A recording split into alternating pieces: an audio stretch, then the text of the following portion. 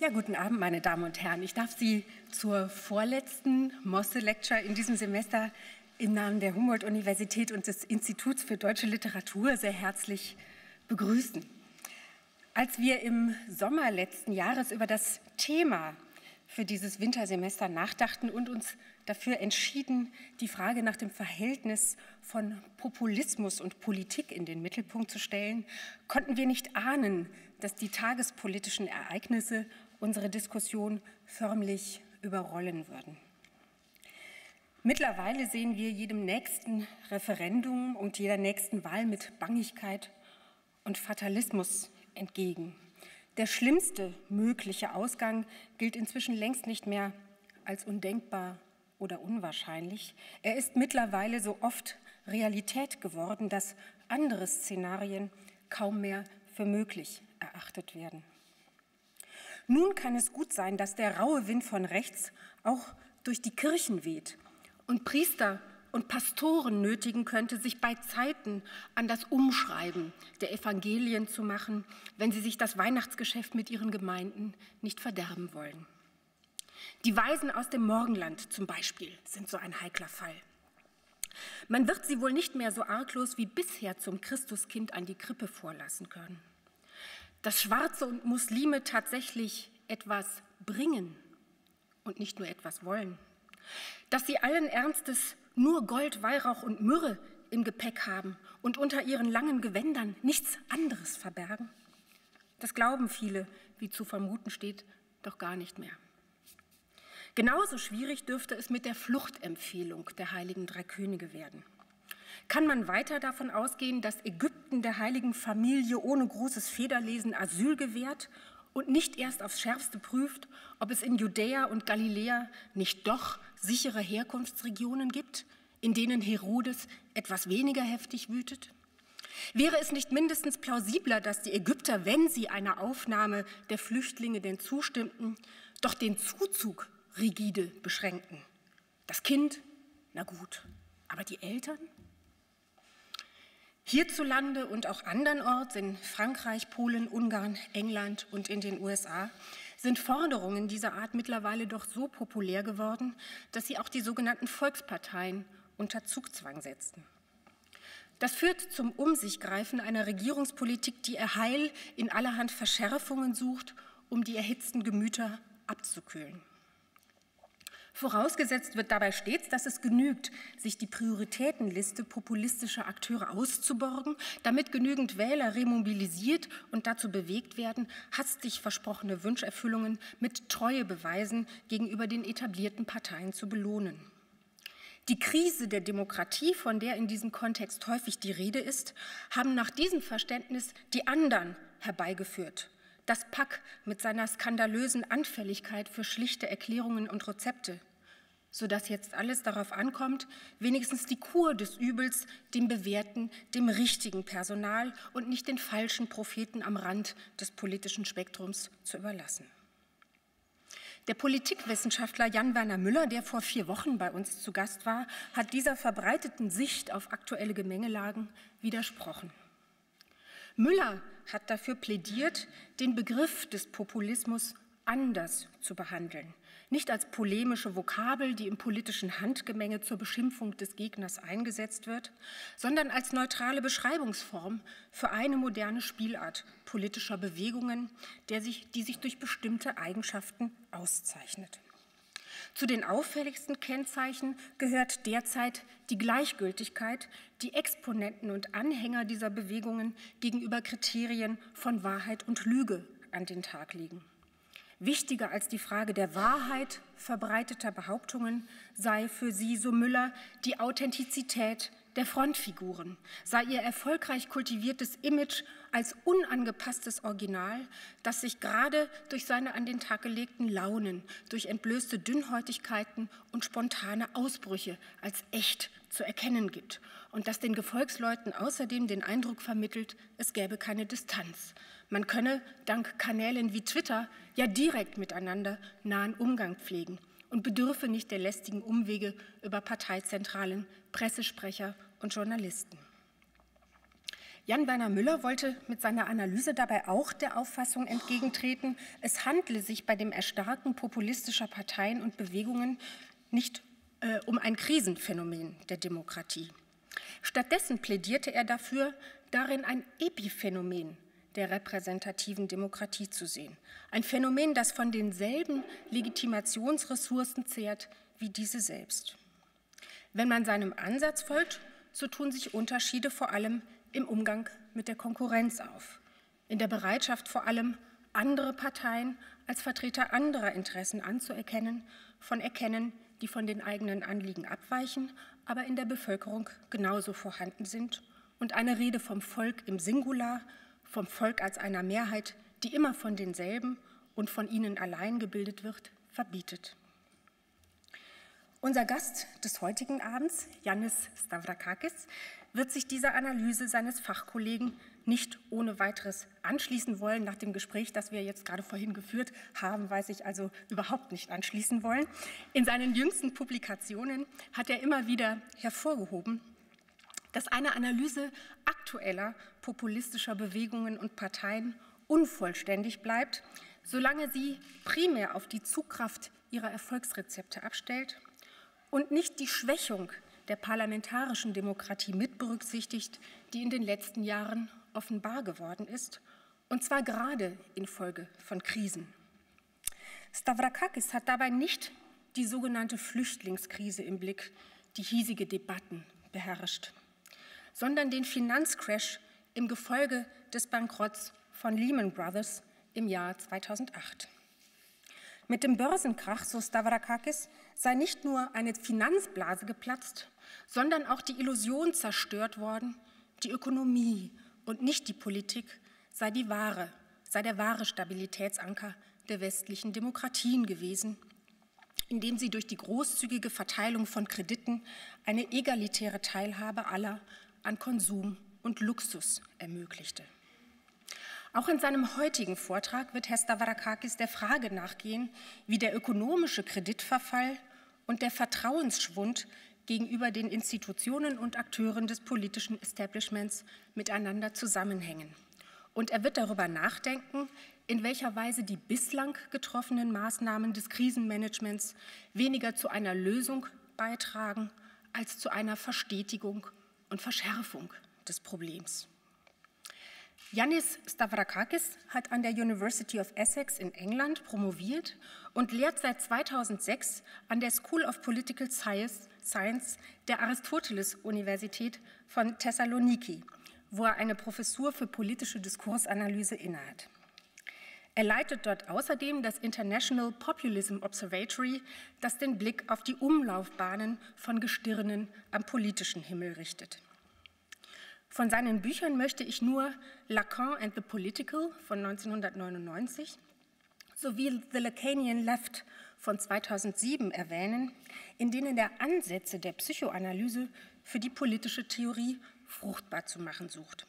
Sein heutiger Vortrag trägt den Titel The Populist Scandal, Post-Democratic Challenges. Yannis Stavrakakis, we are extremely glad to have you here tonight. We welcome you to Berlin and are looking forward to your talk. Thank you.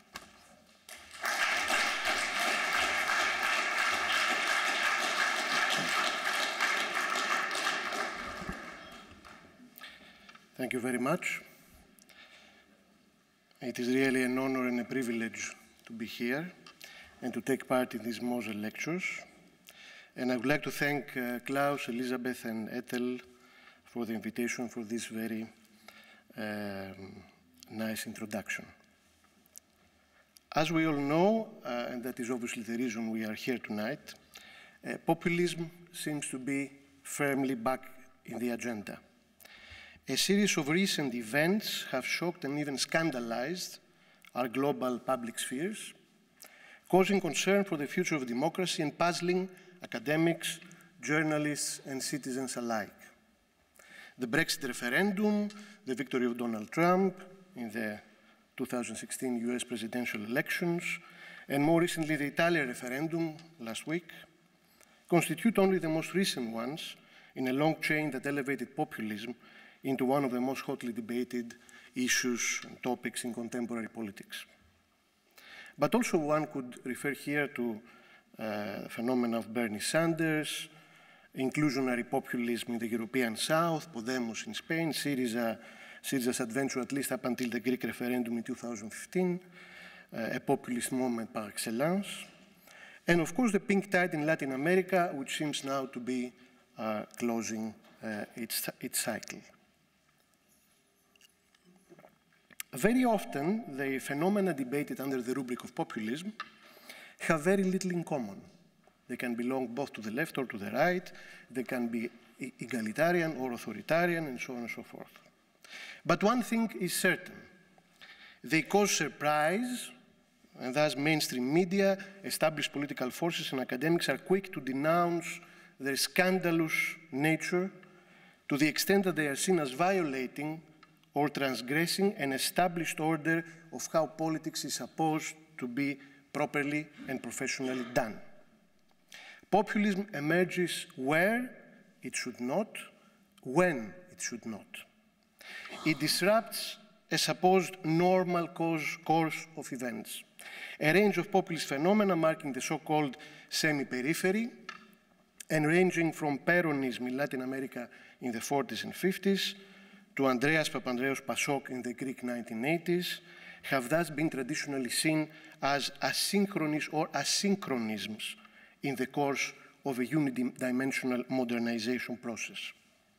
Expressions of the losers of this process that instead of silently accepting their fate have adopted a paranoid and irrational pattern of political behavior, demanding equality, inclusion, and justice, when everybody should know that although access to these can be occasionally granted, demanding them is not to be tolerated. When the economic and social dislocations produced in the European periphery by the ordoliberal management of the European crisis post-2008 has triggered populist reactions, these were also initially discarded as anomalies that will eventually go away, leaving the state of affairs produced by the so-called end of history, I'm referring to Fukuyama here, more or less intact. Obviously, these explanations have now been proved inadequate. Now, populism seems to be everywhere, irrespective of a country's location in the center-periphery axis, and also irrespective of its position in the global trajectories of modernization and globalization that seem to produce more losers or potential losers than winners everywhere around us. The disease of populism, previously associated mostly with the periphery and an immature past, has now contaminated the center and is threatening the future. If anything, we seem to be experiencing the end of history. What a populist scandal indeed. Now, how can we really and effectively account for the choreography of events, for this choreography of events? How can we make sense of populism today? Much of the debate underway suffers, at least in my view, from a stereotypical bias that forestalls an adequate understanding of the phenomena under examination and of the phenomena of populism and of its implications for democracy.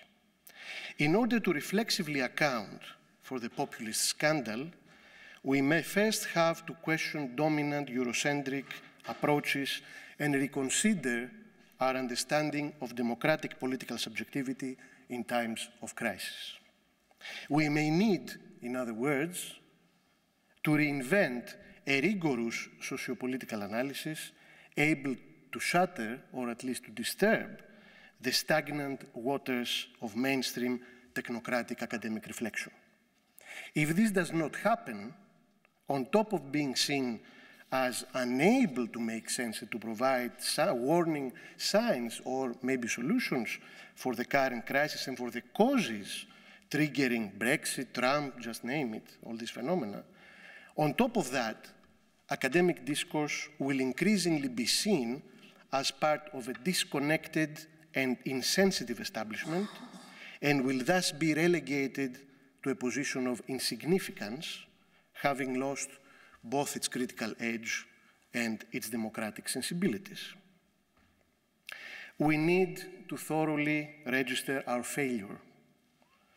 It is not an exaggeration to say that a lot of populism research was and still is engaging in active ignorance.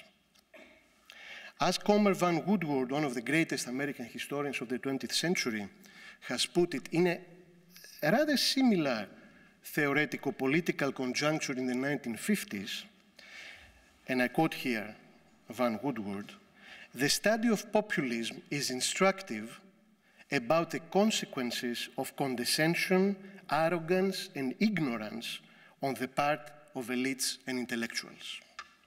End of quote. Can we move beyond such a debilitating ignorance and arrogance? Already from an Essex School perspective, and then within the scope of the Populismus research program we have been running at Aristotle University for the last 2 years, we have been consistently trying to develop such an orientation. In this lecture tonight, I will try to convey to you some of its most important premises and conclusions. This I will try to do in 4 steps. First, I will start with a critical interrogation of the way we debate populism in academic and public discourse. Second, I will move on to the articulation of a minimal, formal definition of populism within a comparative and historical perspective. Third, I will say a few things about the genealogy of populist mobilizations by briefly discussing the complex and multidimensional links between crisis situations and populism.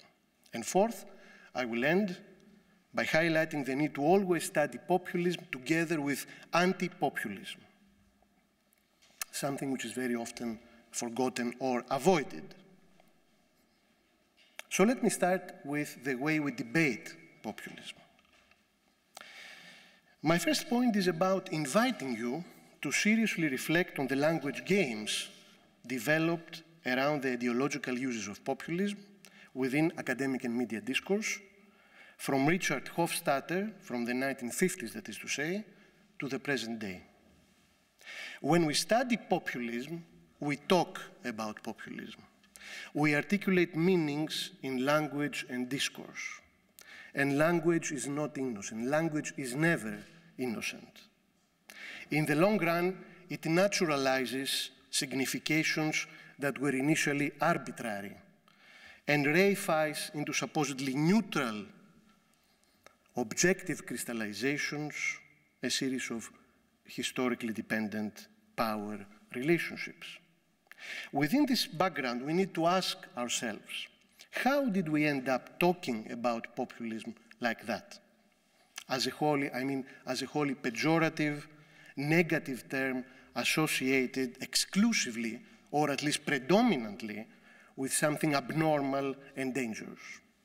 With the extreme right, for example, with irrationality, malicious intent, and deception.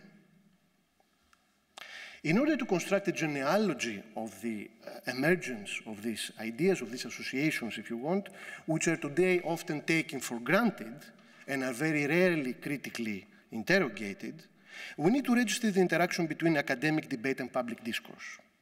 What we have here, in other words, is a case of what Anthony Giddens has called a double hermeneutic. In the social sciences, scientific inquiry not only needs to take into account the meaning that social actors ascribe to their actions and the social world at large, in addition, the findings of the social sciences very often enter constitutively into the world they describe. Such a double hermeneutic choreography related to the retroactive evaluation of the first important self-proclaimed populist movement, the American People's Party or Populist Party of the 1890s, has operated as the matrix, the source of the often distorted, one-dimensional and unreflexive way we talk about populism up until today. The year 1955 marks in the United States the publication of a very influential book, Richard Hofstadter's The Age of Reform, which includes his famous attack on American populism of the 1890s. It includes a chapter characteristically entitled The Folklore of Populism. This text is emblematic of a revisionist turn in American historiography of the populist movement. Before its publication, most accounts of so-called progressive historians had praised American populism as a progressive democratic mass movement that expressed the interests and grievances of many strata of the population, mostly over-indebted farmers and over-exploited workers, suffering in an era of aggressive capitalist modernization. A situation not that distant from what we're experiencing today. By contrast, Hofstadter was determined to focus on its negative side, on its significant, and I quote here, on its significant provincialism, its relations with nativism and nationalism, its tincture of anti-Semitism. In effect, his approach was dismissive of the movement. As he argued, in populist political priorities, and I quote again here, I have found much that was retrograde and delusive, a little that was vicious, and a good deal that was comic. The populists are indeed depicted as a movement looking backwards at a lost egalitarian utopia of American agrarian republicanism, nostalgic of the Jacksonian tradition of equal rights for all, special privileges to none. Their antagonistic vision of social and political space, as one divided between a flourishing minority and a suffering majority, is derided and ridiculed by Hofstadter. One does not here think how Hofstadter would treat perhaps contemporary movements like Occupy Wall Street. Last but not least, the populist imaginary is denounced as conspiratorial and anti-Semitic. What is most important, however, is that this negative depiction is not limited to American populism, but extends to all radical movements. Why? Simply because, for Hofstadter and of all these American pluralists, radical movements like populism offer the opportunity to, and I quote again here because it's very interesting, to agitators with paranoid tendencies who are able to make a vocational asset out of their psychic disturbances. End of quote. This is where the distribution between normal and abnormal, good and bad, implicit in Hofstadter's argument becomes clear. To accept the advance of industrialism in whatever form it takes is considered a priori normal. To accept the domination of industrial and financial capitalism is equally normal because they both follow from a determinist understanding of modernization. To resist this trend is then obviously irrational, backward-looking, extremist, simply put, abnormal. This view is consistent with a whole strand in the analysis of populism that emanated from American political science and Cold War modernization theory, and has greatly influenced, for example, the first analysis of Latin American populism, for example, the work of by Gino Germani and Torquato Di Tella, or Greek political culture, very influential in the Greek context, cultural dualism thesis advanced by Nikiforos Diamandouros. In his book, to give you just a couple of examples, in his book, Authoritarianism, Fascism, and National Populism, Germani will insist on the ideal type of the modern integrated society against which the sociologist and political scientist must measure and locate whatever fails to synchronize, what escapes predictable normality and is thus characterized as defective and anomic. In Di Tella's case, This insistence on an ideal of normal progress relegates populist mass politics to the sphere of social primitivism. These are quotes from these particular works by Germani and Ditella. No wonder that Lipset, a very famous American political scientist, supplements Hofstadter's illustration of the paranoid profile of populist leaders with an equally dismissive profile of their followers. Populism appeals, and I quote again here, to the disgruntled and the psychologically homeless, to the personal failures, the socially isolated, the economically insecure, the uneducated, unsophisticated, and authoritarian persons at every level of the society. That is to say, to a bunch of deplorables, to use more recent terminology. The reason I'm actually insisting so much on Hofstadter relates to the fact that almost none of his arguments has managed to withstand critical scrutiny. And yet, he seems to haunt mainstream debates about populism up until today. In fact, already from its publication, Hofstadter's book became the object of sustained criticism. Very quickly, critics started to deconstruct, bit by bit, Hofstadter's impressionistic account. It is not an exaggeration to say that his argument has triggered a regeneration of progressive historiography on American populism, starting with the work of Norman Pollack, especially his book, The Populist Response to Industrial America in 1962, and moving into a new generation of historians, including Goodwin, Postel, and Michael Kazin. This new wave has produced compelling evidence and has substantiated the argument that, far from being anachronistic, American populism was a thoroughly progressive movement of democratic renewal. It was a firm belief in progress that gave them confidence to act, as some of these historians have argued. In opposition to the revisionist reading, the populists understood, and I'm quoting again from one of these new books, the populists understood that the transformation they sought required the uprooting of rural ignorance, inertia, and force of habit. Across much of American rural territory, populism formed a unique social movement that represented a distinctly modernizing impulse. End of quote. This is from Postel. Indeed, when his book was published, to the eyes of many, Hofstadter was seen as reducing a crucial part of America's progressive heritage to a horde of xenophobic, anti-Semitic, delusional cranks.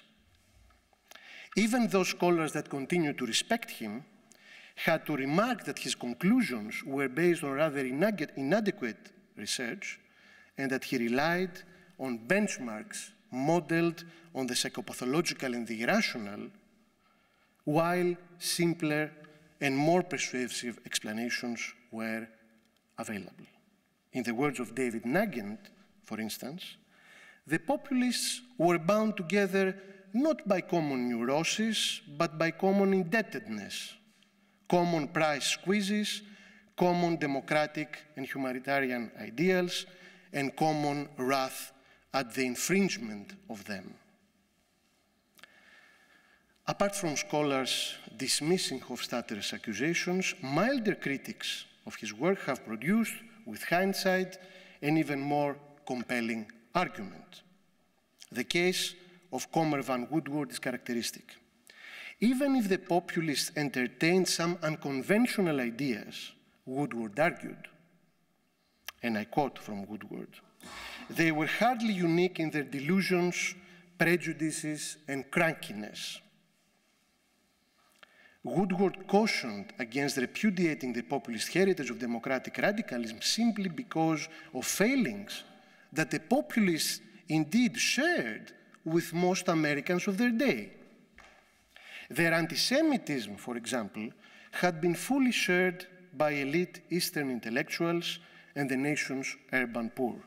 Conspiracy theories have been embraced as enthusiastically on Wall Street as in the wheat fields of Kansas. In short, the populists were neither exceptional nor proto-fascists nor the progenitors of McCarthyism. I'm saying that because in Hofstadter we find one of the matrices of the so-called theory of the extremes, the shoe horse theory, that the extreme right and the extreme left are exactly the same. So overwhelming and irrefutable was this avalanche of arguments that in the crucial issue of populist anti-Semitism, which stood at the center of the portrait of populism's unattractive underside, Hofstadter found himself forced to make an important concession.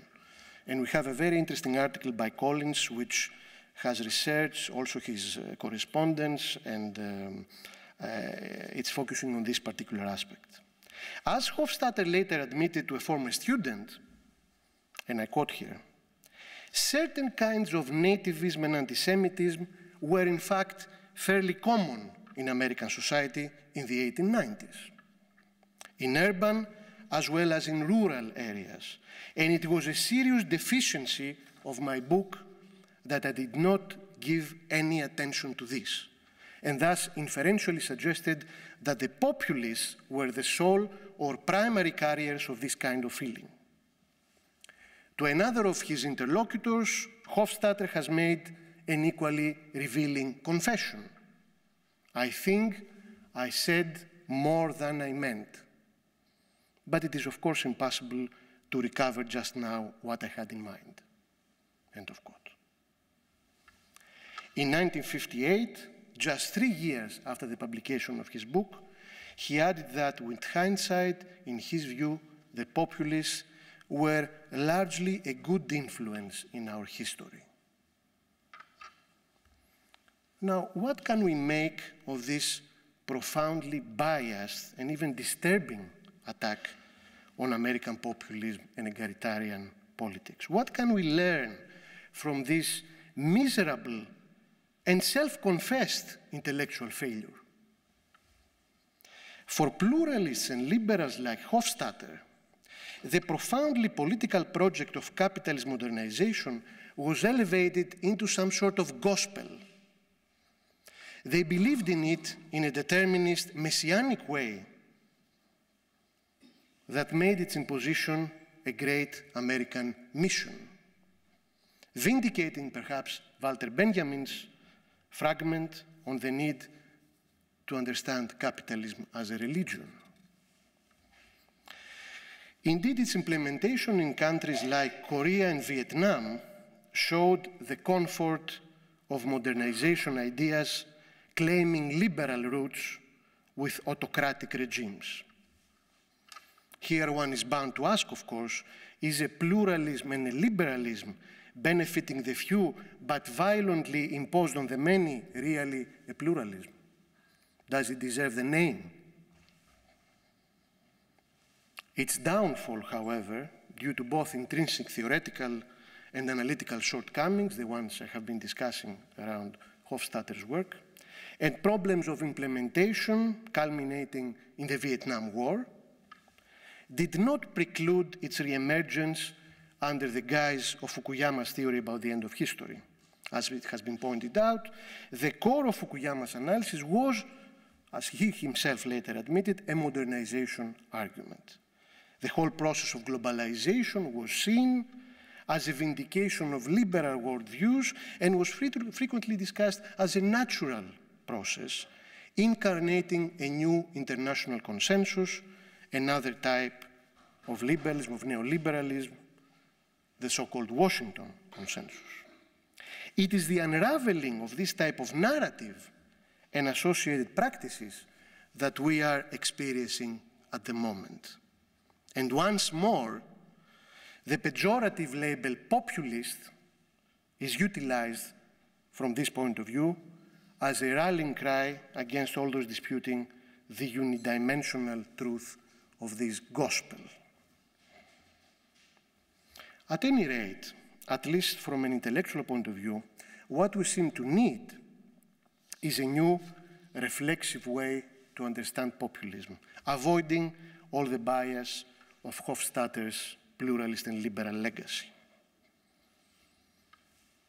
So now I can pass to my second point, which is about defining populism. What is needed, in other words, is the utilization of a historically alert, comparative, and differential perspective able to arrive at a minimal definition of populism.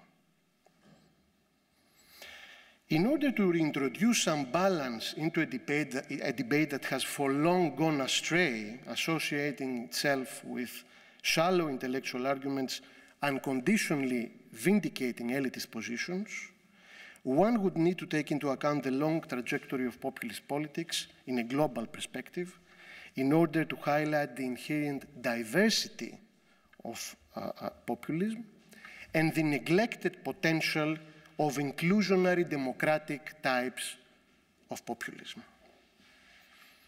Don't forget that when we talk about populism, there is the historical background of American populism. I have already said a few things about that. Russian populism, the Narodniki, the first wave of Latin American populism. In Greece, Andreas Papandreou, Socialist Populist Party in the 1970s and 80s. The second wave in Latin America, in Argentina, in Ecuador, Venezuela, Bolivia, and so on and so forth. And, of course, the extreme right version in Europe. Now, dealing with all these diverse phenomena, we need to account simultaneously for commonality and variety. We need to trace regularity in dispersion. What is required, in other words, is a new operational definition and a set of functional differential minimal criteria.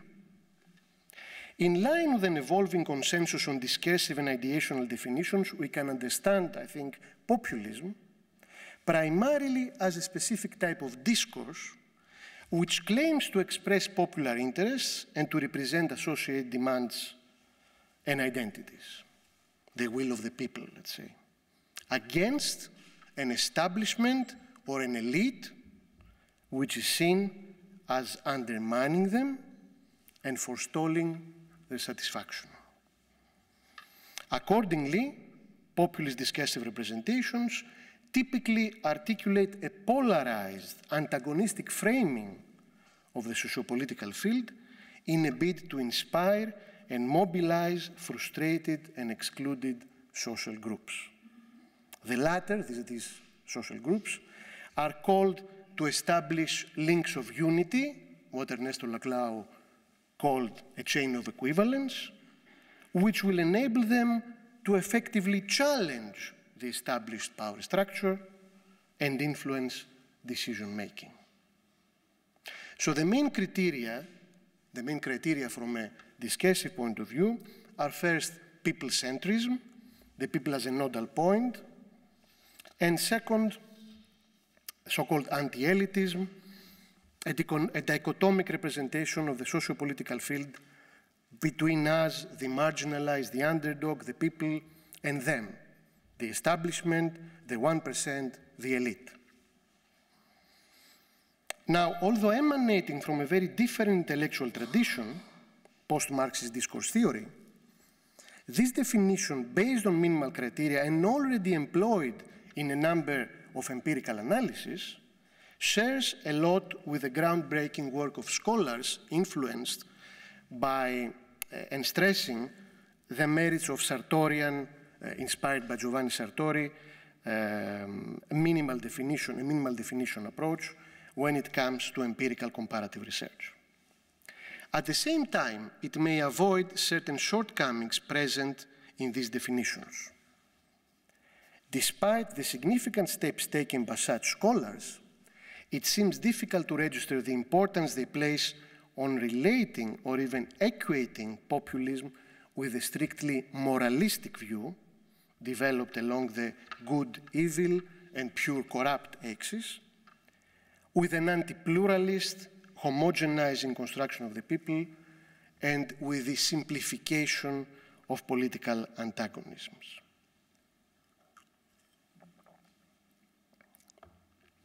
When given at the level of a definition, such assumptions tend to produce a latent analytical and normative bias, thus blurring the specificities of the cases under focus, much more than facilitating some sort of clarification.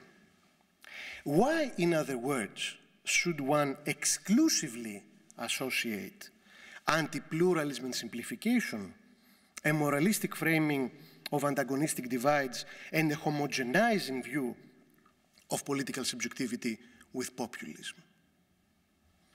Allow me to spend some time to discuss critically these claims and associations. Let's start with the status of pluralism. Even today, repeating Hofstadter's fallacies, public debate about populism seems to presuppose a similar distribution between the normal and the pathological, with populism being constructed and demonized as the figure of the abnormal par excellence. Why? Because it deviates and in fact puts in question the Schumpeterian model of democratic elitism, rather aristocratic elitism, one should say, which many liberals and modernizers had accepted and reified, and which, following the collapse of modernization theory in the 1970s, has re-emerged in its neoliberal, post-democratic guise in Fukuyama's work.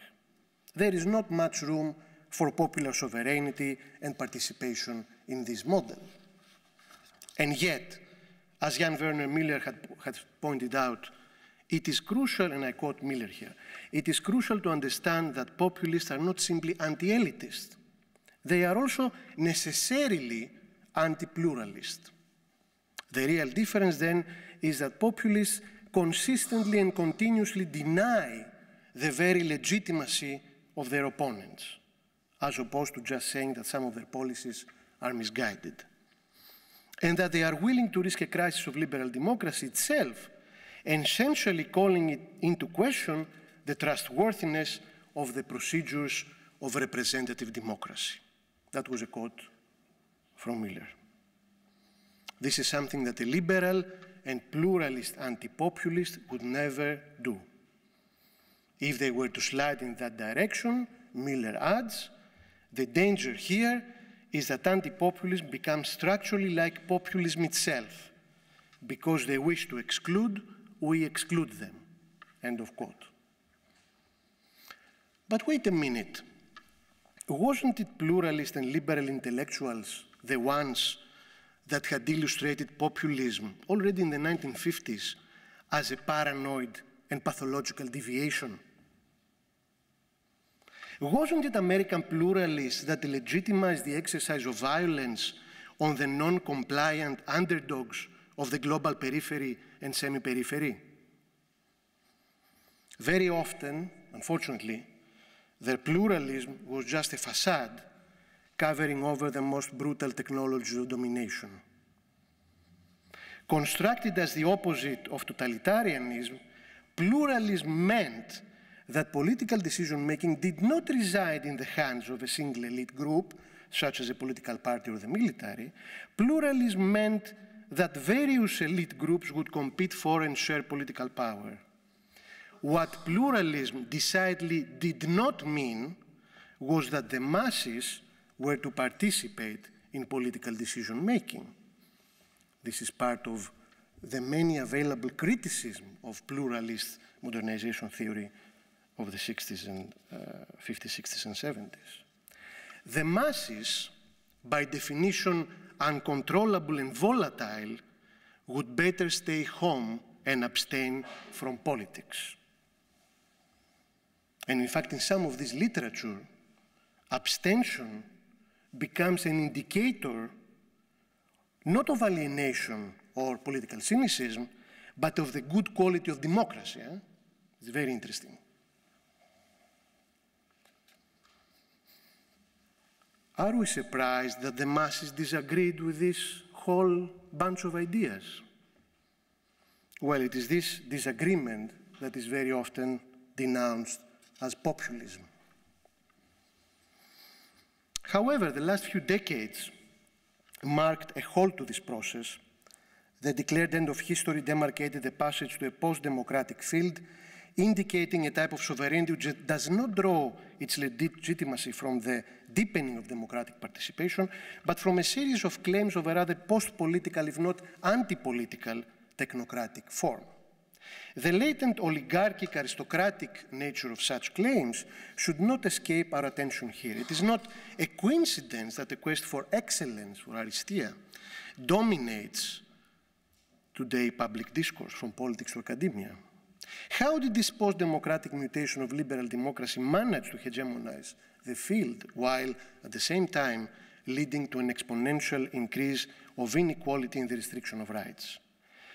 I think through the establishment of a second spirit of capitalism, it obtained the compliance, or the complicity at least, of large parts of the population in the West, elevating consumption to the sole indicator of participation in social and political processes. Its legitimization was thus based on the relative democratization of consumption and luxury that, mainly through borrowing, through credit, became now accessible to large sections of the population which could partially enjoy it, accepting the collapse in the regulation of labor relations, the reduction of their rights, exploding inequality, and so on and so forth. The price to be paid from this galloping individualistic eudaimonism was none other than the de-democratization of democracy. This democratization of consumption legitimized in politics a model that was clearly post-democratic, as a variety of political theorists, from Colin Crouch to Jacques Rancière, have pointed out. Under this model, while elections certainly exist and can change governments, public electoral debate is a tightly controlled spectacle managed by professional teams of experts and considering a small range of issues selected by these teams. The mass of citizens plays a passive role, responding only to the signals given to them. Behind the spectacle of the electoral game, politics is really shaped in private by interaction between elected governments and elites that overwhelmingly represent business interests. This is the definition by Colin Crouch. And when, of course, an undesirable result emerges in a referendum or in an election, it should be ignored or crushed, if possible. In short, neoliberalism, today ordoliberalism, attempted to establish a democracy without the demos, a regime that is acting increasingly autonomously from the people.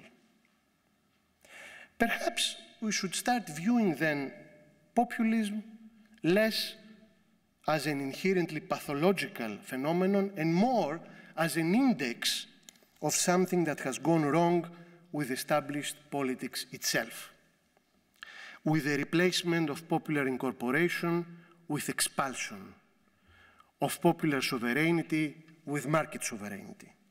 In a broader context, we should view it as an index of the division, the disagreement marking human societies from the beginning of historical time, a division that is far from abnormal or scandalous.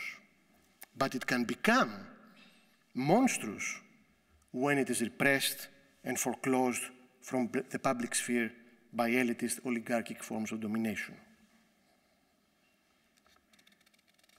Let me say a few things about the moralistic stress, an argument that a lot of mainstream approaches, Cass Mude, Jan Werner Miller, seem to share. This is an additional dimension on top of the people-centrism and anti-elitism that almost everybody seems to accept today. So the idea, to quote Miller again, is that populism is a particular moralistic imagination of politics, a way of perceiving the political world which places in opposition a morally pure and fully unified people against small minorities, elites in particular, who are placed outside the authentic people. The moralist conception of politics, advanced by populists, then clearly depends, according to Müller, on some criterion for distinguishing the moral and the immoral, the pure and the corrupt. Now, I think there are certain problems with this idea of moralization as a distinctive characteristic of populism. First of all, what exactly do we mean by moral and moralistic? According to Michael Kazin's rather approving definition, populism involves a language whose speakers conceive of ordinary people as a noble assemblage, not bounded narrowly by class, view their elite opponents as self-serving and undemocratic, and seek to mobilize the former against the latter. Is Michael Kazin moralistic? I also remember about the corrupt elite that when I entered the university, we were given as our first textbook a book by a very famous French political scientist, Maurice Duverger, which had as a motto a very famous quote by Lord Acton. The quote says, "Power tends to corrupt, and absolute power corrupts absolutely. Great men are almost always bad men." That's a famous dictum by Lord Acton. Is Lord Acton and Maurice Duverger moralistic? Elites who enjoy power and corruption are linked. Let us not pretend that this is something unheard of, that only some bad populists highlight. And then, is popular sovereignty itself moralistic? Is to ascertain the importance of popular sovereignty moralistic? Of course, if you accept a Schumpeterian perspective, Abraham Lincoln, and who said the famous thing about democracy, the rule of the people, by the people and for the people, would be set aside as a rampant moralistic populist. Lincoln would be a rampant moralistic populist. Not to mention the French Revolution and so on and so forth.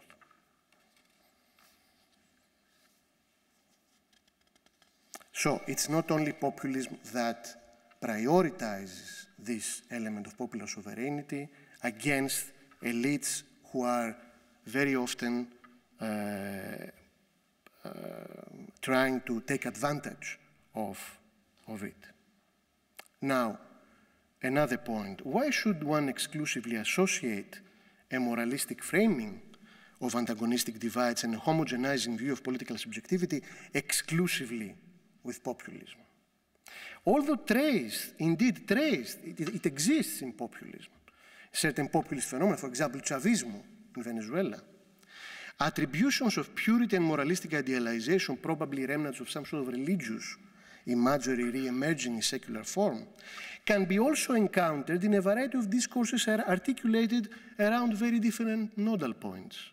Carlos de la Torre, a very important theorist of populism, is right to point out that such narratives of redemption epitomize the saga of the people, but also the saga of the proletariat, the saga of the indigenous, the saga of the nation, and so on and so forth.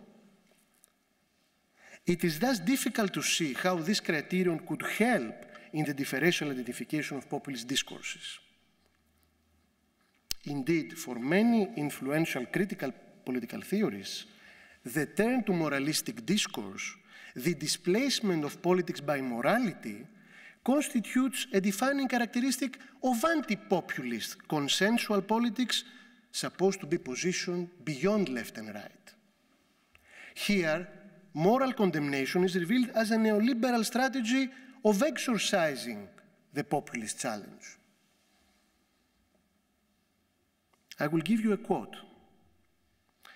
"I am in politics because of the conflict between good and evil, and I believe that in the end, good will triumph." Who said that? Does anybody know? Margaret Thatcher. Of course, you could argue that Thatcher was a populist, but...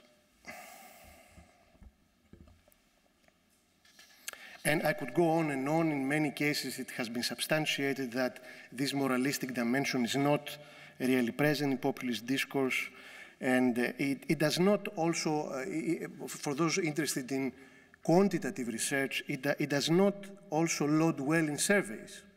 When you try to construct an index for purely statistical reasons, questions that address this moralistic element, do not really fit with all the other characteristics of populism.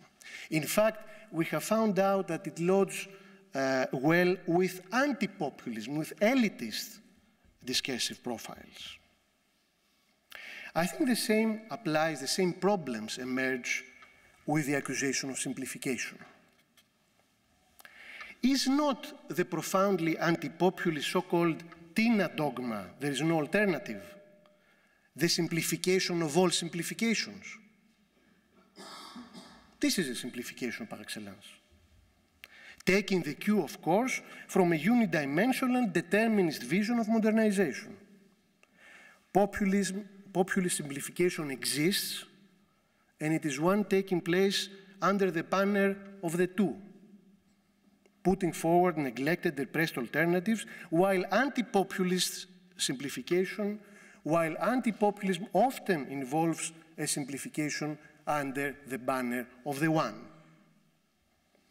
In this sense, moralization, simplification, and anti-pluralism, although they can be occasionally associated with populist discourses, they do not exclusively belong to the populist repertoire, and thus cannot form part of a minimal definition of populism. Now, to conclude this section on definition, I still have about 10 minutes, don't worry. It is also necessary to say a few things about the varieties of populist discourse, because we have left-wing, right-wing, extreme right-wing, inclusionary, exclusionary populist discourses, and so on and so forth. And one is bound to encounter different significations of the people and the elite, of the people and each others in these various discourses. Since 2013, these variations within populism have been conceptualized mainly with reference to different geographical regions. For example, Cas Müde and Cristobal Rovira Kaltwasser have elaborated in 2013 a distinction between exclusionary and inclusionary populisms. And they have done that in geographical terms, with Latin America being recognized as the locus of left-wing inclusionary populism, while Europe is presented as the locus of right-wing exclusionary populism. Even though such geographical classifications might have held substantial truth value up until a few years ago, it may be the case that today such schemas of exclusive geographical association need to be re-examined with emphasis placed on the socio-economic conditions, the role of economic and debt crisis, political culture, and so on and so forth, and the political implications pertaining to each case. Such an emphasis might reveal similarities between Latin American and European countries that were not visible a few years ago. For example, we know that left-wing populism existed in Europe all along.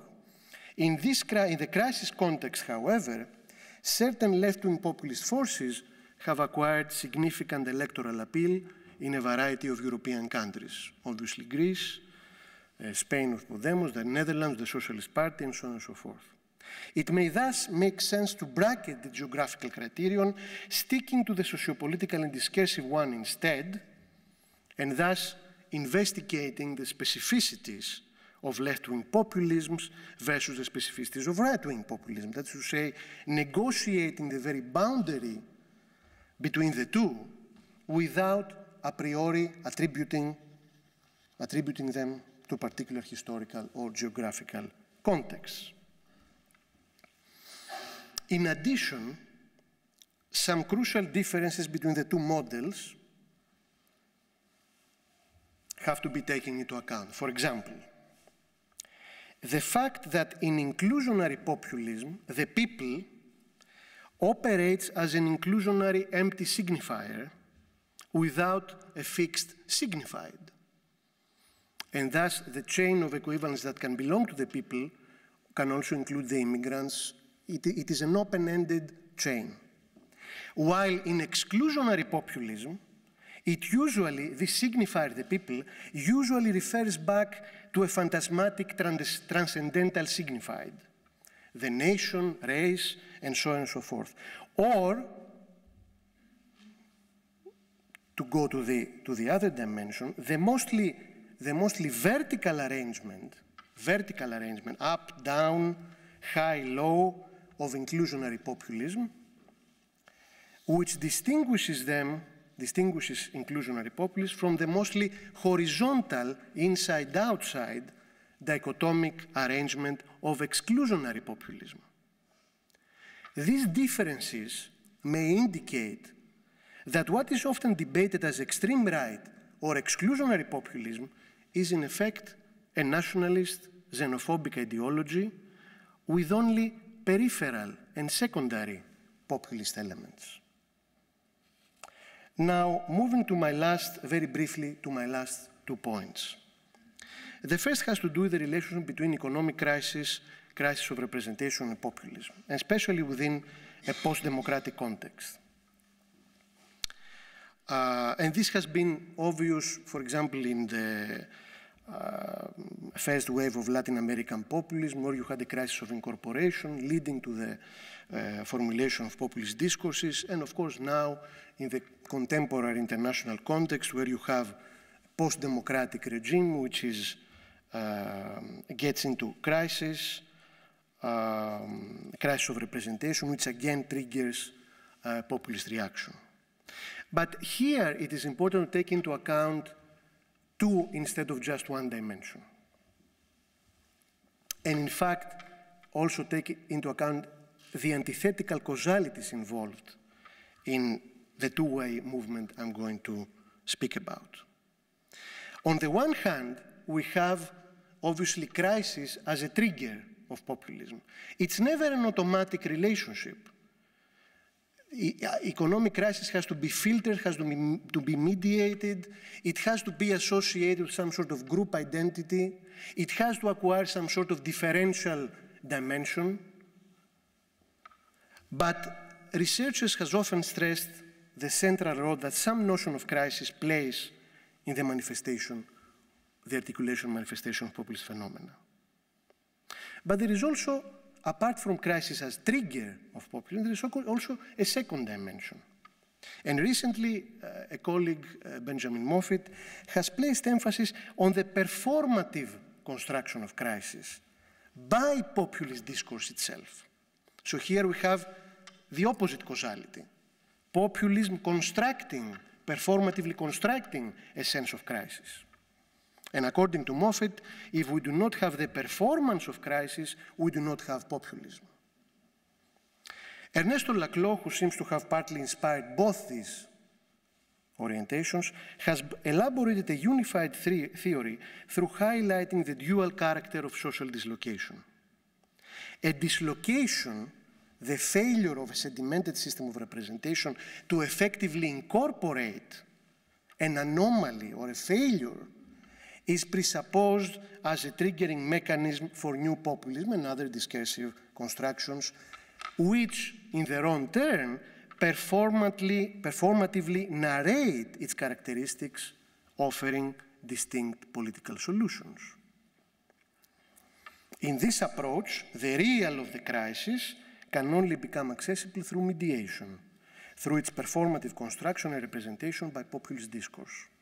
Hence, according to an Essex School perspective, it is through the performative articulation of such narratives that discourses are constructed and identities assumed. In addition, this process invariably involves the construction of antagonism and the drawing of political frontiers between insiders and outsiders.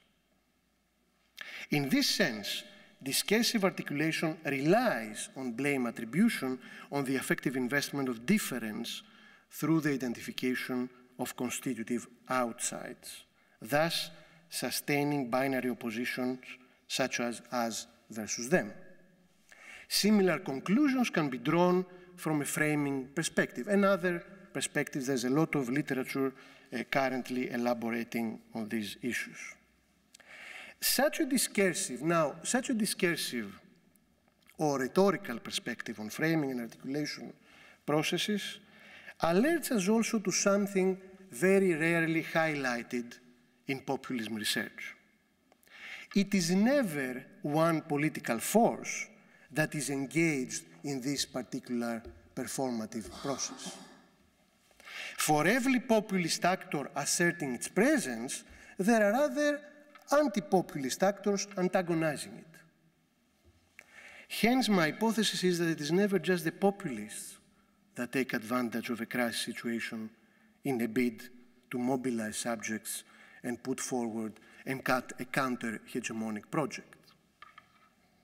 In fact, hegemonic political forces and mainstream media are often the first ones to pursue a radically anti-populist construction of the crisis, shifting from, for example, the blame on the populists themselves. And this brings me to my fourth and concluding point. We always have to study and understand populist discourse and movements together with antagonistic anti-populist rhetoric and institutions in order to arrive at a balanced and comprehensive assessment of our contemporary predicament.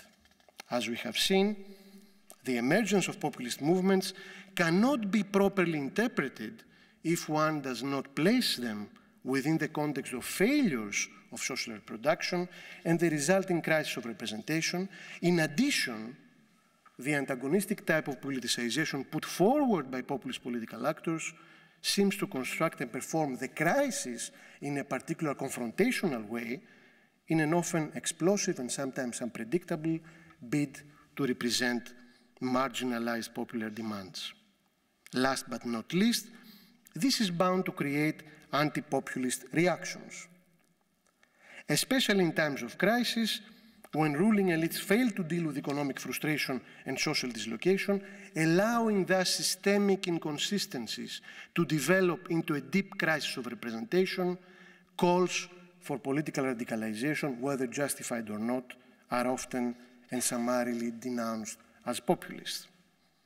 At any rate, drawing energy from deep social divisions by the splitting of every social configuration into part and whole and the dialectics of inclusion and exclusion it enacts, these language games invariably result in the division of political space into distinct political intellectual camps, populist and anti-populist. We thus need to focus on populist representations claiming to express popular interests, identities and demands, and especially on the complex and antagonistic language games developed around such claims. Games involving both recognition and idealization, but also rejection and demonization. Both these attitudes can take a variety of forms as the history of populist politics reveals. Recognition can proceed from an emancipatory embrace of egalitarian demands, but idealization can also stem from a reduction of the popular to the ethnic core of the nation. Likewise, rejection can involve distrust, sometimes justified distrust, of the particular ways in which popular demands are formulated and of the agents, of the movements, the parties, the leaders, putting them forward, or it can indicate a deeper rejection of popular sovereignty itself as the foundation of democracy. As a result, both populist and anti-populist discourses can acquire progressive and regressive democratic and anti-democratic forms. In the current European conjuncture, this is, of course, creating a vicious circle. As long as the autocratic imposition of austerity remains dominant, despite its technocratic facade, inequality will keep growing and the demands of the oppressed and impoverished middle and lower classes will intensify. And as these demands are usually expressed using a popular democratic grammar, through a reference to the signifier the people, it should be expected that they, in turn, will be discredited and denounced as populist. It should be, furthermore, if the revolt of the elites, to refer to the seminal book by Christopher Lasch, continues unabated, if inclusionary egalitarian populists and their calls are ignored or even crushed, then authoritarian exclusion, whether populist or not, will surely figure as the only force able to challenge an increasingly unequal, unjust, and disconnected status quo, reducing the people to a xenophobic and chauvinistic nation, translating economic grievances to essentialist identity claims, and transposing an anti-elitism targeting the minority of the 1% to other types of persecuted minorities. Can we really let our arrogance and ignorance let this happen? From such a point of view, and I'm reaching my conclusion, the real scandal we are facing today is not populism per se.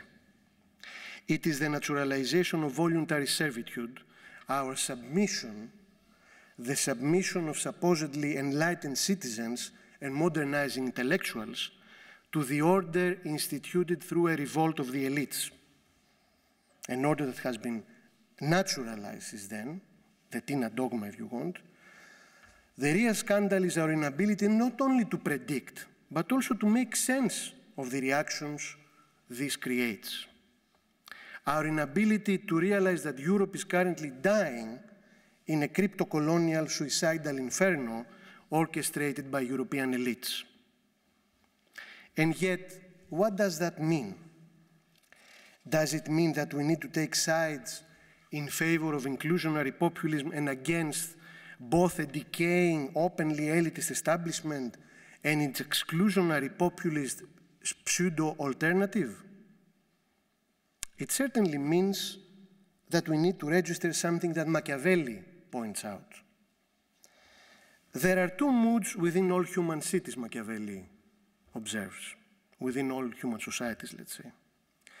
That of the figures of the mighty, the elite, the establishment, who want to dominate, who want more and more, and that of the people, Machiavelli says, who wish not to be dominated. It is from the clash of these two contradictory desires, from the turmoil they occasion, that liberty comes to be, as Miguel Abensur observes. Needless to say, this emancipatory, inclusionary, popular or even populist desire, this mood, remains impure. It can always be translated to its opposite, as I have tried to show. Here, having registered the constitutive character of popular participation, we may be able to educate and reflexively interact with this populist desire in a bid to reinvigorate the democratic paradox about which Chantal Mouffe talks about. A new progressive blend of the democratic and the liberal traditions. It is to this task that this lecture was designed to contribute. Thank you very much.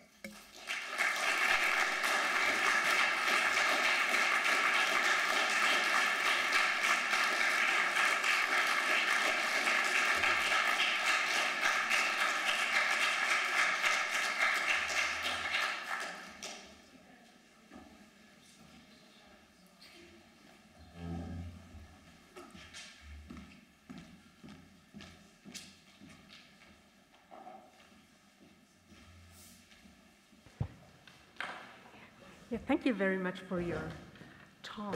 I think one of the results, if I understood you correctly, is that you can accuse liberal politics for the very same things as liberal politicians accuse populists for, and so that plus and minus are on a certain level interchangeable, and that the realm of populism is much more diverse than represented in press. I think nobody would contest this here. You think so? Maybe it's not a question of contesting, but it's a question of accepting. I'm not sure that a lot of people would readily accept that. Especially in populism research, it is not very often the case that colleagues will readily highlight this particular problem. And that's why you have all these distinctions between pluralism and populism, liberalism and populism, which is mainly premised on this active ignorance about which I have started talking about. This is understandable to a certain extent because in order to articulate certain definitions, sometimes it makes it easier to forget certain things. But it's part of real intellectual debate to really put these problems, bring back these problems to the fore and start discussing about them. And I have to say that populism research has progressed a lot during the last, let's say, 10 years. And of course, having to deal with many more phenomena like that can be very troubling in political terms, but it can be very productive in intellectual terms. And for example, today there is a lot more communication between and a lot more knowledge is circulating with regards to the people studying the phenomenon in Latin America and people studying it in Europe. 5-10 years ago, people working within Europe, they thought that populism is exclusively identified with the extreme right, which to an American or to a Latin American would seem preposterous. Now this is not the case anymore. We have 2 or 3, not that many. We have 2 or 3 books that stage a certain dialogue between Latin America and Europe, for example. So it is a slow process, but things are changing. But it's not a very easy change. It's not a very easy change. I mean, the things that you're describing remain on the level of discourse, and as a literary scholar, I appreciate your approach because I know that discourse has reality effects and that you have to take it serious. But nonetheless, when I get back to the crisis of 2008, I remember that there was indeed a great hope and optimism that now it would be possible to recuperate political control over economics. And this didn't happen. I mean, the system has been reestablished and is stronger and more repressive than before.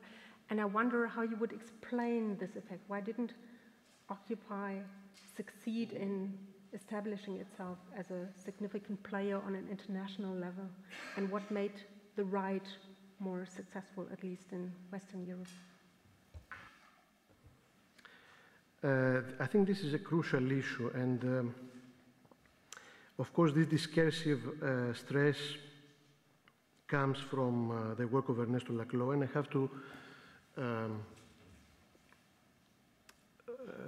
have to highlight the fact that when, within an Essex School perspective, we talk about discourse, we don't mean language. So discourse refers to meaning structures broadly defined, and this articulation of meaning enlists both linguistic and non-linguistic practices. So this is my first point. Now, to come to your comment about the crisis, I think you're absolutely right. In the beginning, everybody thought that the economy would have some sort of automatic effect in order to trigger more progressive solutions. But we have not, once more, I think it's a question of this active ignorance.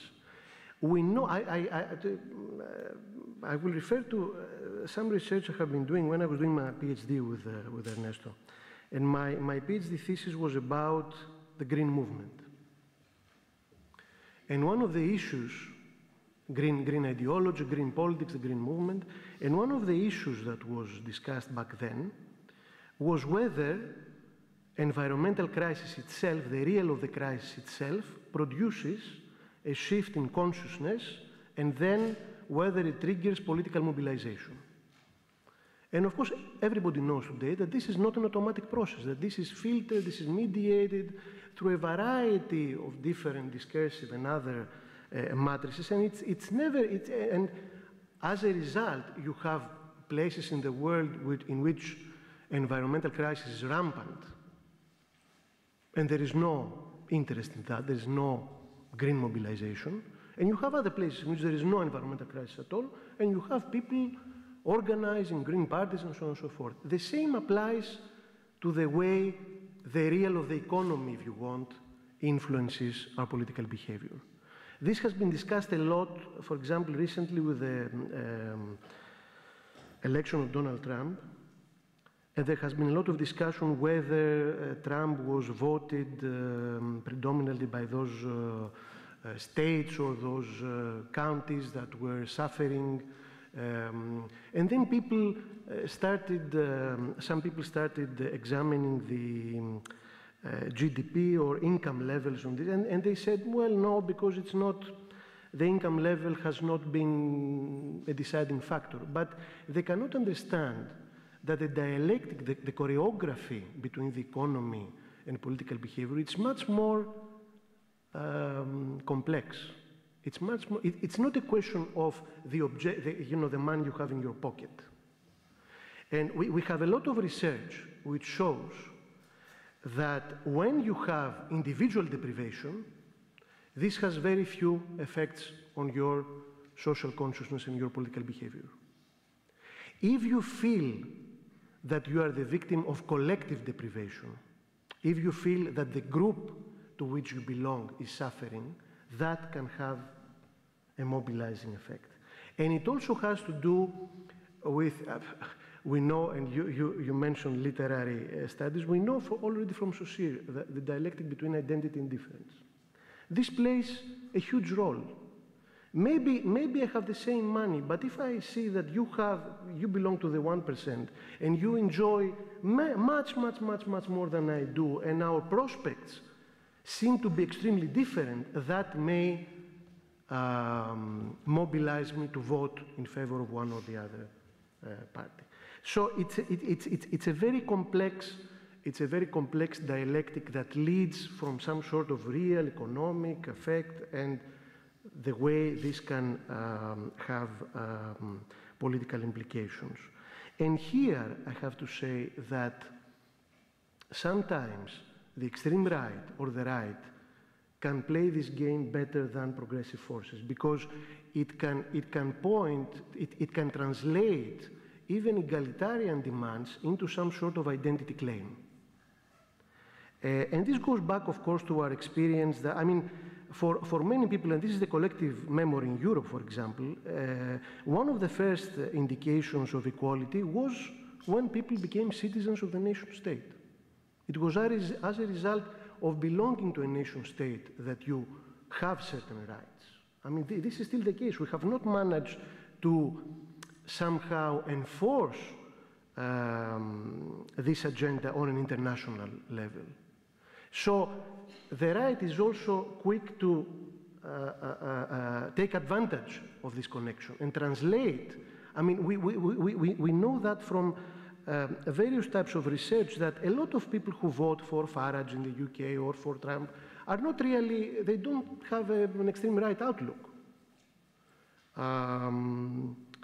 Nevertheless, it becomes possible for certain extreme right or right-wing parties and ideologies to somehow translate that into some sort of identity claim. And of course, the fact, I think that was one of the most central points of my lecture, the fact that institutional forces, social democracy, for example, have stopped being seen as an alternative, as offering some sort of alternative. And then the fact that inclusionary types of populism in Greece, in Spain, or elsewhere have not been allowed, not even the slightest leeway that would allow people to feel that they can breathe and they can really imagine some sort of alternative. All these developments make the extreme right a candidate for expressing all this potential.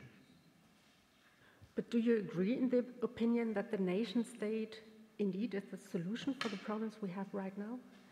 Because the nation state, as if I understood you correctly, has succeeded in granting civil rights, and so it deserves the credit to be able to provide for an economic solution too? No, I did not mean that in normative terms. I mean that, for example,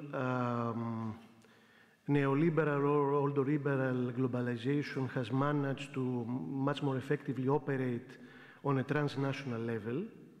You have institutions like the Eurogroup that manage to function very effectively, to regulate behavior and to introduce policies and enforce policies at the pan-European level, but you don't have a similar egalitarian or rights agenda that can protect people who feel isolated, who feel forgotten, who feel marginalized. And that creates a problem. That creates the impression to a lot of people that it is only by going back to the nation state that they can have some sort of protection like that.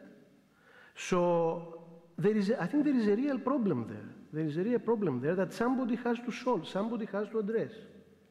And if this is not addressed, that will, in fact, encourage and really benefit those forces that prioritize a return to the nation state. I don't like that, but this is what's happening.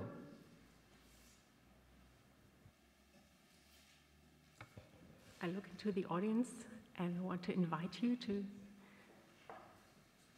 enter into the discussion with our guests.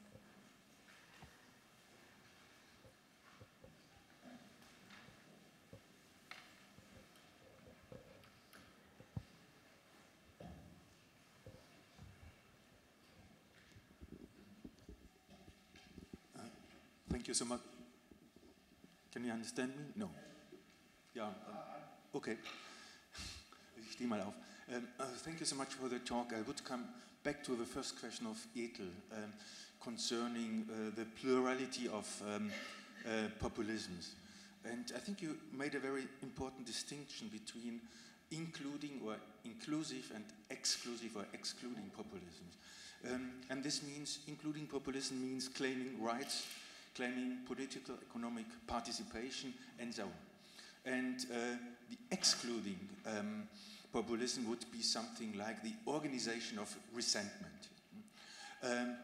In my eyes, these are completely different political concepts, and probably you should have also completely different political names for it.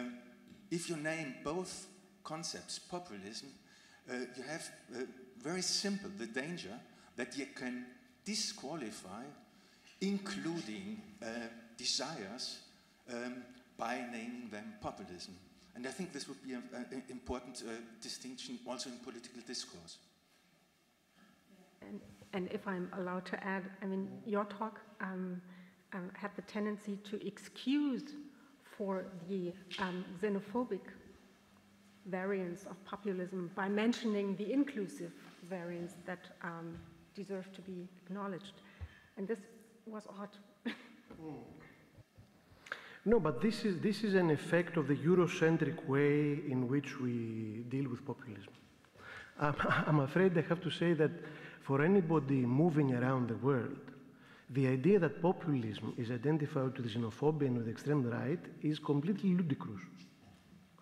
If you say that in the US or in Latin America, people will laugh. It's a Eurocentric fallacy that has managed to establish itself, and now we are in very deep trouble because it's not a normative issue. We cannot very easily say, okay, we will reserve this term for populism and we will call this other thing something else. First of all, because everybody else is calling it populism.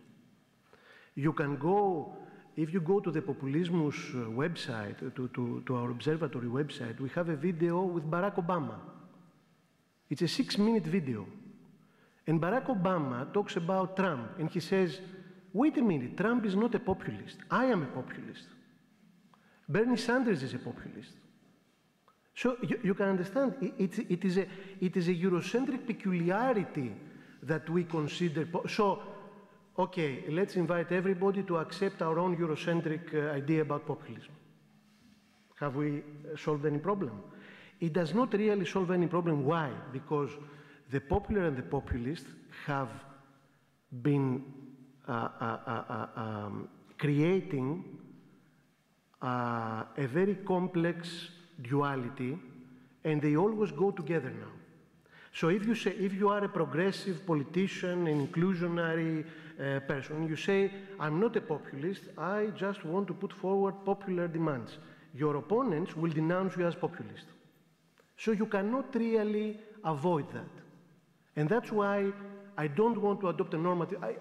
Normatively, I would agree with you, but it doesn't solve any problem. It's like putting our head in the sand and saying, no, we are not populist, and so on and so forth. It does not solve any problem. And we have seen that also not only in intellectual debates, we have seen that also in practical politics. There is this very interesting thing about Mélenchon, Jean-Luc Mélenchon, who has a very inclusionary model with relation to Front National, and so. And he gives an interview. And the journalist continuously asks him, yes, but what you're saying is populist. It's populist. And then eventually he says, well, if you want to call it populist, it's populist. This has been happening in Greece, has been happening everywhere. So it's not a question of, having this very nice intellectual debate here and saying from a normative perspective, this should be called populist, this should be not be called populist. It doesn't work like that. And the discursive approach that Ernesto Laclau was trying to put together, and we are trying to continue, is not a normative theory. It attempts to take into account the symbolic reality of political struggle. If we fail to do that, then whatever we're going to say will have no impact whatsoever on real politics. I'm familiar with the analysis of Laclau, but still, I'd say, if you say populisms are better than the reputation in Europe. Populism are better? They are better because more diverse than their reputation in Europe is. Would you then say, nonetheless, the other populisms in Latin America and Greece and France are representative of what populism really is, and the xenophobic players are some distortions? Yeah, this is a good point. I think that if you follow an orientation which, by taking into account this very diverse international field and trying to conceptualize it, adopts these two criteria, the central role of the people and a dichotomic representation of the political space, and then you add what I very briefly mentioned, the fact that in inclusionary populisms, the people operates as an empty signifier. Whereas in exclusionary populism, it's not empty. There's a process of filling it up and of covering over any fluidity, if you want, and basically referring it back to some sort of transcendental signifying the nation and so on and so forth. That means that probably from this point of view, what we usually debate as populism proper in Europe, that is to say exclusionary populism at the extreme right, should not be called populist. Or we should say that maybe it includes certain populist elements, but it is predominantly nationalist, xenophobic, racist, and so on and so forth. And this is, I think this is very important because today, to give you an example, I can provide 4 or 5 academic articles that deal with the Golden Dawn in Greece as a populist party. Now, the Golden Dawn is a neo-Nazi paramilitary organization. To call it populist is a category mistake. I mean, and this has been recognized by Cas Mudde, by people who are mainstream populist researchers. And it has the indirect effect of discrediting all other references to the people, to the popular, and so on and so forth. So by bringing together the extreme right and the radical left, you have this indirect effect, unfortunately.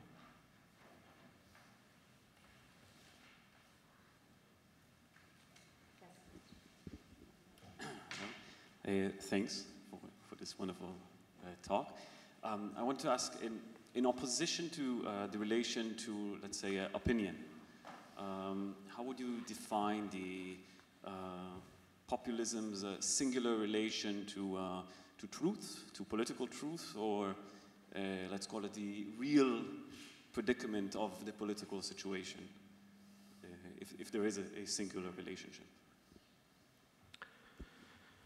I'm not sure I understood fully your question. The question was about the claim made by certain populist discourses that they control the truth, that they represent some sort of truthful access to the popular will, for example.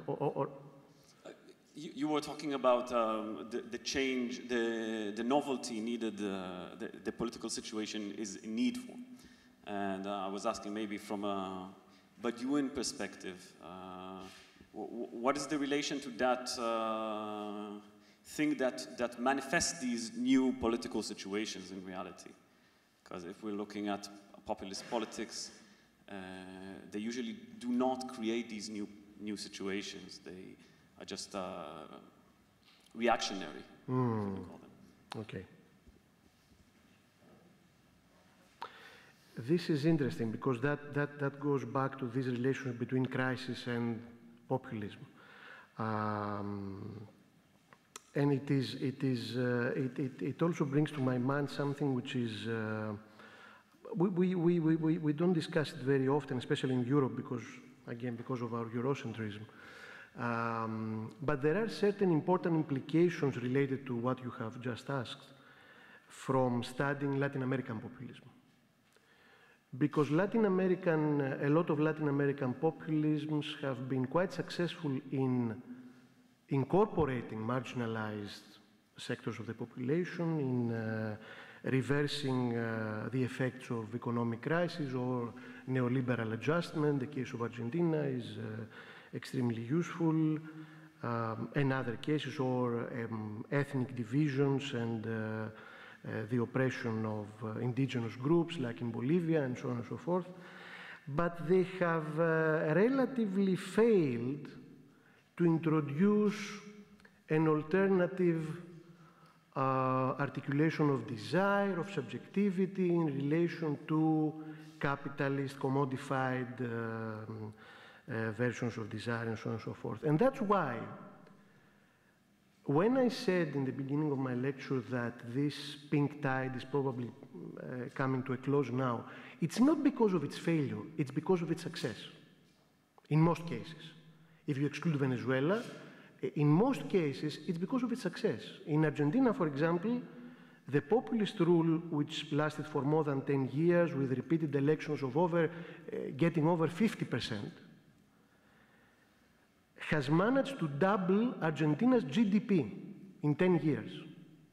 This we never learn about that in Europe. Nevertheless, it has failed to introduce new types of behavior, new types of consumption, and so forth. And as a result, when the impoverished middle classes regained their position, they started demanding what they had in the past. And that could only be provided by a neoliberal president like Macri, who was elected last year. So I fully recognize that there's a problem there, that populism maybe functions very well as an opposition, as a strategy, as a discursive strategy to win power. Maybe it can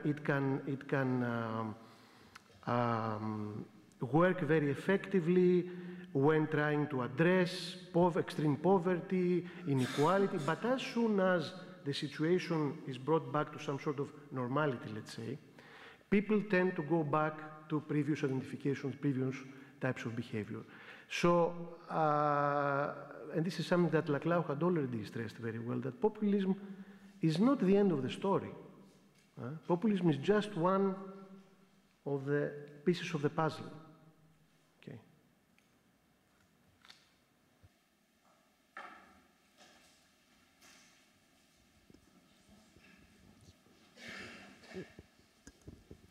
Okay, thank you very much for your presentation.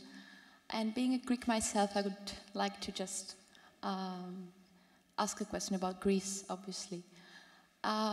If we accept, and I'm very keen to accept your depiction of Syriza in its first period, the first 6 months, as a populist party in inclusive terms, I was just wondering how the coalition that Syriza did with the independent Greeks, which is not a neo-Nazi party, as you mentioned, as Golden Dawn, but it is, in my opinion, a populist party in exclusive terms.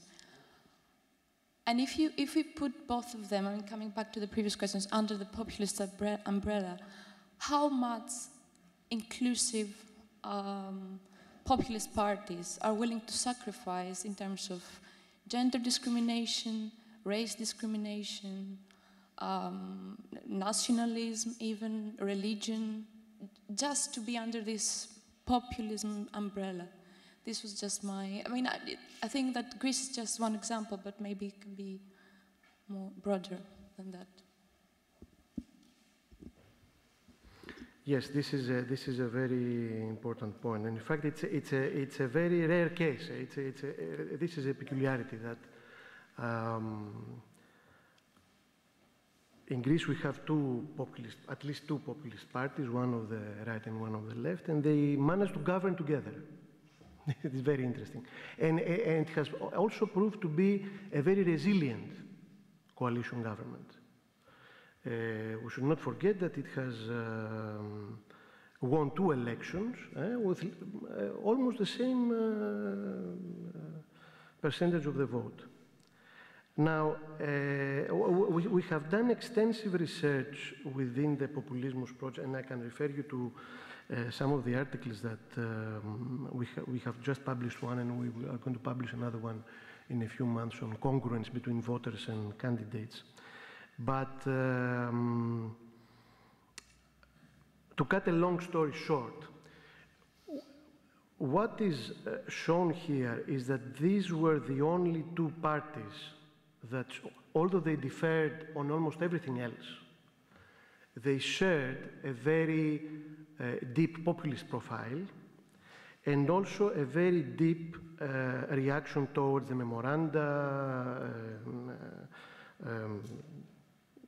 the European austerity policies that were imposed, and so on and so forth. So that was the kernel of their identity, and that is what permitted this coalition in the first place.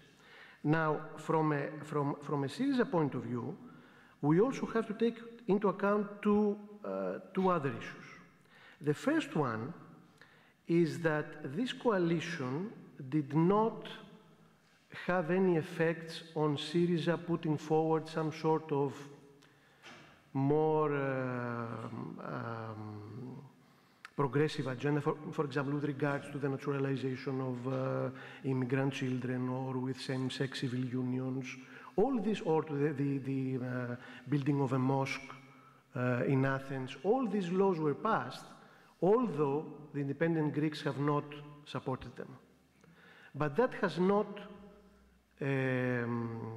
put in trouble the coalition. So there is some sort of understanding between the 2 parties that they agree on certain fundamental areas, and everything else will be left to their individual and very different choices. And of course, Syriza was very lucky to have the support of other parties, which are non-populist, would probably be much closer to the European Union imposed policies, but in terms of social issues, they are more libertarian or more progressive. So it is a win-win situation for Syriza, if you want. They can really have a government which is based on their populist kernel, but they can still pass laws which have to do with the social profile, which is more progressive, and on which the independent Greeks disagree. But that has no effect on what is happening. And last but not least, our research shows that, and this is something that has made much easier the coalition between independent Greeks and Syriza, that Syriza voters are situated much more to the center than Syriza candidates and the party, which is understandable because most of Syriza was a party that was taking 3–4% previously, and now it took 30%. So it is obvious that these voters came from other center-left or centrist parties. So these voters are more to the center than the party itself. But our research also shows that ANEL, independent Greek voters, are more to the center than we used to assume. So in certain areas in which, because we have expert surveys, the experts position independent Greeks at the extreme of the spectrum, research of voters shows that they are in the center. So, which means that the voters of both Syriza and independent Greeks are much closer than we thought. And that makes it easier to sustain this coalition.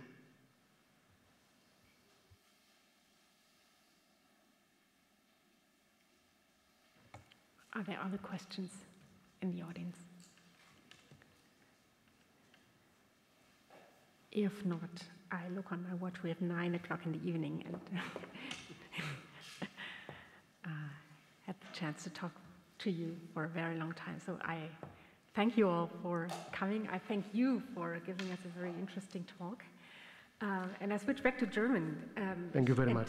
Lasse Sie nicht, ohne Sie aufmerksam zu machen, auf unsere letzte Mosse-Lecture im Januar, mit der wir die Serie beenden. Dann wird Katrin Passig hier sein und am 12. Januar mit Lothar Müller sprechen über selbstgemachte Staaten, politisches Handeln in Online-Communities. Ich freue mich, wenn Sie dann wieder da sind. Haben Sie gute Weihnachten und kommen Sie heil ins neue Jahr. Bis dahin.